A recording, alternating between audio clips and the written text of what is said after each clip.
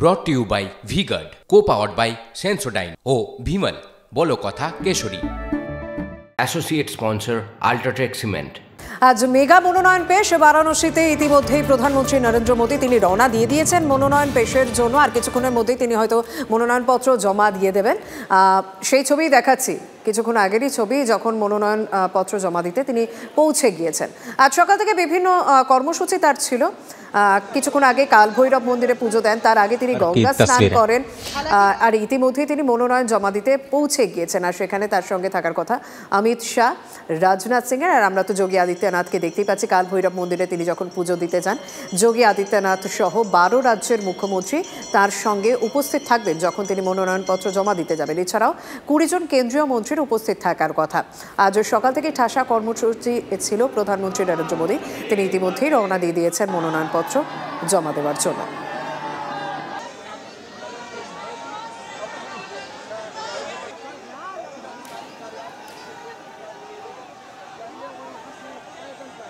जो सामने आगे के लोग हैं जरा एक बार उनसे बात कर लेते हैं। बनारस वाले सुबह सुबह क्या कहते हैं? मोदी सरकार नहीं, जो काशी विश्वनाथ वाला नारा है हर हर महादेव। हाँ, সকাল থেকে বারাণসীর মানুষের মধ্যেও উচ্ছ্বাস যথেষ্ট নজরে পড়েছে, কারণ প্রধানমন্ত্রী নরেন্দ্র মোদী তাদের আসন থেকেই লড়ছেন, বেশ কয়েকটি টার্ম সেখান থেকেই লড়ছেন। তো স্বাভাবিকভাবেই সেখানকার ভোটারদের মধ্যেও উচ্ছ্বাস নজরে পড়ার মতো ছিল। আমরা দেখছি তিনি মনোনয়নপত্র জমা দেওয়ার উদ্দেশ্যে ইতিমধ্যেই রওনা দিয়ে দিয়েছেন।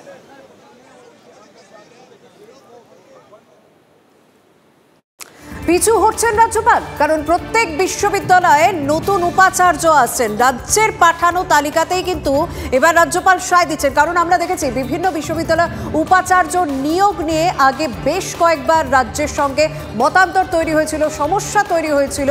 এবার রাজ্যপাল তিনি যেন একটু একটু করে পিছু হচ্ছেন, কারণ রাজ্যের পক্ষ থেকে যে তালিকা পাঠানো হয়েছে সেই তালিকাতে সায় দিচ্ছেন রাজ্যপাল। 21টি বিশ্ববিদ্যালয় পাচ্ছেন নতুন উপাচার্য। প্রত্যেক বিশ্ববিদ্যালয়ে উপাচার্য নিয়োগ করে শুক্রবারের মধ্যে সুপ্রিম কোর্টে কমপ্লায়েন্স রিপোর্ট জমা দিতে হবে রাজ্যপালকে। নতুন রাজ্যপাল নিয়োগ হচ্ছে এবং রাজ্যের পক্ষ থেকে যে সমস্ত তালিকা পাঠানো হয়েছে সেই তালিকাতেই সায় দিচ্ছেন রাজ্যপাল। আমাদের সঙ্গে রয়েছেন প্রতিনিধি সুমন মহাপাত্র। সুমন, এই রাজ্যপালের উপাচার্য নিয়োগ নিয়ে কিন্তু রাজ্যপালের সঙ্গে রাজ্যের মতান্তর সমস্যা আমরা সাক্ষী দেখেছি, কিন্তু এবার যে তালিকা সেই তালিকাতেই দেখছি আমরা রাজ্যপাল সায় দিচ্ছেন। ঠিক এই মুহূর্তে কি আপডেট রয়েছে? হঠাৎ করে তার এই মেনে নেওয়ার বিষয়টাই বা কেন? দেখো, যেটা জানা যাচ্ছে যে বারংবার সুপ্রিম কোর্টের যে নির্দেশ, সেখানে রাজ্যপালকে বলা হচ্ছে যে কোনো উপাচার্যহীন বিশ্ববিদ্যালয় থাকবে না। সেই জায়গায় রাজ্যপাল ইতিমধ্যেই কিন্তু বেশ কয়েকটি বিশ্ববিদ্যালয়ে উপাচার্য নিয়োগ করেছেন এবং 21টি বিশ্ববিদ্যালয়ে উপাচার্য নিয়োগ করার কথা তাকে নির্দেশ দেওয়া হয়েছে সুপ্রিম কোর্টের তরফ থেকে। শুক্রবারের মধ্যে তাকে কমপ্লায়েন্স রিপোর্ট পাঠাতে হবে এবং যেটা আমরা জানতে পারছি সূত্র মারফত, কার্যত রাজ্যপাল সংঘাত যেটা শুরু হয়েছিল সেখানে কার্যত কিছুটা হলেও পিছু হচ্ছেন রাজ্যপাল এবং বেশ কয়েকটি বিশ্ববিদ্যালয়ে তিনি উপাচার্য নিয়োগ করছেন। 21টি বিশ্ববিদ্যালয়ে দ্রুত উপাচার্য পেতে চলেছে। ধন্যবাদ।